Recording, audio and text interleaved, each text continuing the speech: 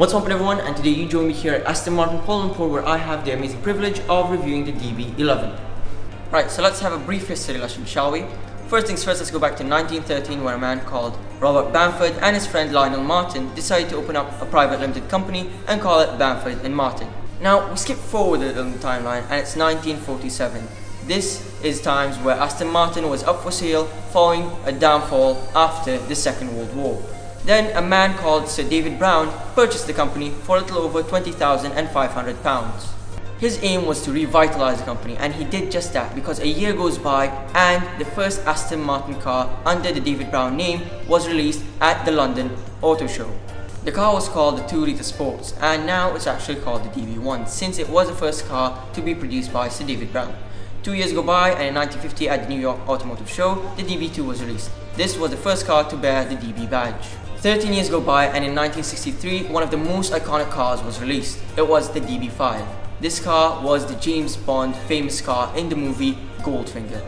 As the story goes, the studio actually wanted James Bond to drive a Jaguar E-Type. However, Jaguar denied since they wanted the production team to pay for the cars. Then a call was placed to Aston Martin, and the rest was history.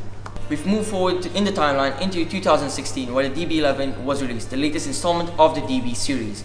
We have the privilege today of taking a look at that very same car. Let's jump right into the video. Right, so let's talk about the latest edition in the Aston Martin showroom, the DB11. So as most of you know, the DB11 is the latest addition to the DB series. The DB series is actually the David Brown series, one of the most iconic series in the Aston Martin lineup.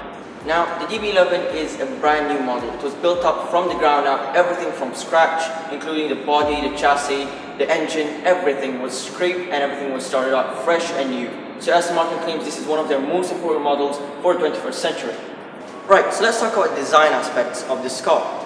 First things first, things that distinguish this as an Aston Martin will be the front grille. The front grille is massive. It helps air basically to go into the engine and cool it at high speeds. Secondly, we've got the massive front splitter.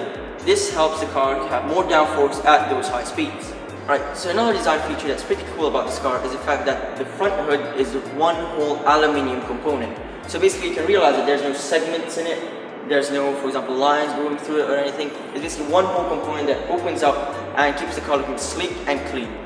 Right, so now on the side we're going to talk about what Aston Martin calls the aeroblade system. The aeroblade system basically is a way of cooling the car at high pressures, basically in the wheel arches. So when you're moving at high speeds, the wheel arches gain a lot of pressure. And what happens to that pressure, basically it transfers into heat, goes through here, through these ducts, gets into a spiral position, goes through the side and out the rear. Another thing on the side of the car is these curler tubes. So what they do is basically take in air during high speeds and release them in the rear. So as you can see, this is hollowed out. So air will flow through and come out in the rear. Right, so where all the air pressure goes is over here in the rear. As you can see, there's this grill, and this grill basically releases all the air sucked up from the aeroblade system and the curler tubes on the side. So over here at the rear, we see all the design features. First things first, let's talk about the taillights. The taillights had a bit of controversy when it was first released. Some people didn't really like it, some people loved it. I honestly love it, it looks really nice and aggressive. Something else that we see are the titanium exhausts. These titanium exhausts look cool, they are massive and also produce an amazing sound when you rev the engine. Now let's head into the car. However, before that, I want to talk a bit about the doors themselves. So now let's open them up firstly. Something cool about Aston Martin is that you just put your finger here and push. Then you release and pull the handle. And as you notice, the doors actually open slightly upwards. So that basically helps you get into the car much easier. Right, on the interior of the door, let's have a look at the few features. First things first, you can see this leather. The leather basically matches the interior itself, so whatever the seat leather you choose and such will basically be embroidered over here as well. Something else is that this marble carbon, I'm not sure if you can see it, however, there's marble carbon here which I honestly like more than the weaved carbon because it's more unique, something that's basically new. Something else is that these door handles really look cool. When you just touch them, the car basically knows that you're about to open the door and it releases the window a little. And here you have, for example, your window controls and the boot lid itself. Right, so now we find ourselves in the cockpit of the DB11. Let's check out what it has in store. First things first, let's talk about the steering wheel. This is a new design of steering wheel. Beautiful leather, wrapping it all over, making it look more exotic, more high quality and such. Then we have, for example, all your infotainment system settings to the sides here. Everything basically at the tip of your fingers. We've got the paddle shifts back here, basically on the right to increase gears, on the left to downshift. Then we've got things like voice commands. We've got the suspension dampeners, things like home buttons, things to accept and decline calls. So everything will be over here in the tips of the fingers of the driver. So you won't have to basically look into the center console or anything. You can do everything from the tip of your fingers as you drive. Now let's talk about the central infotainment system. Now, looking at the central infotainment system, we see a few features over here that seem familiar to us from the Mercedes-Benz, since Mercedes has partnered up with Aston Martin and they've given them the infotainment system for this car. So we can see here that we've got the engine start and stop in the center, reverse, park, neutral and drive. Then we've got, of course, your other settings such as your radio, your navigation system and your media. And let's have a look at this one. This is a Daimler setup where you can basically gesture with your finger that will act upon the gesture that you make. Right, now let's talk about a few aspects that are not really important, however I actually like them in this car. First things first is that the central storage area isn't the same as others. Other ones that you have to pull up are basically, that's it, you just have to pull them up. However, this one has a motor, just helps you out, just pulls back and forward whenever you need it. Something else is that you can see here there's the marble carbon. I actually really like the style of the marble carbon. It's even in the doors. Later on we'll show it to you. And then we obviously have this, since this is a GT car, it has a 2+2 configuration. So back here we've got the seats. They're actually a bit more roomy according to Aston Martin. So you can have, for example, your 2 children or even someone, you can basically pull the chair up and you can fit about maybe an adult even in there. So a distinct feature about the DB11 is its seats. The seats are actually new. They have this cool new design look to them, looks very luxurious, very nice. You can obviously choose the color that you want.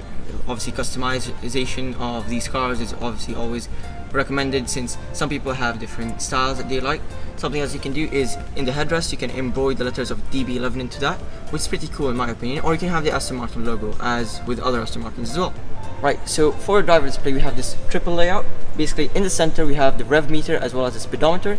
On the left we've got the driver info and on the right we have navigation info. So all this is basically connected to the central infotainment system. So the DB11 has electronic power steering, so that basically helps you to steer much easier. You'll need less effort to steer, so when you're taking a tight turn or a tight corner you'll just have minimal effort just to steer the car to the right or to the left. Right, so now let's open up the hood and talk about that V12 engine. So something I really like about this car, makes it really unique, is the fact that the engine hood opens up outwards. That makes it look more exotic, more special in my opinion. I really like it. Something else that we're going to talk about is that the fact that the V12 engine is actually turbocharged and it's a 5.2 liter engine. And obviously on the engine we have the plaque which describes the name of who assembled the engine, which I really like the feature of on every car that actually includes that. So the V12 5.2 liter turbocharged engine can produce up to 600 brake horsepower. This skyrockets the car from 0 to 60 in only 3.7 seconds. And it has an 8-speed ZF automatic gearbox.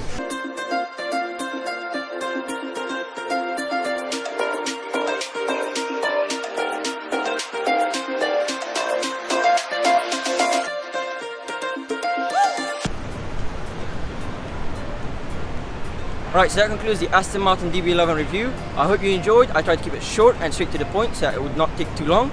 Make sure to leave a like, comment down below what I should do next, and subscribe. Thanks for watching.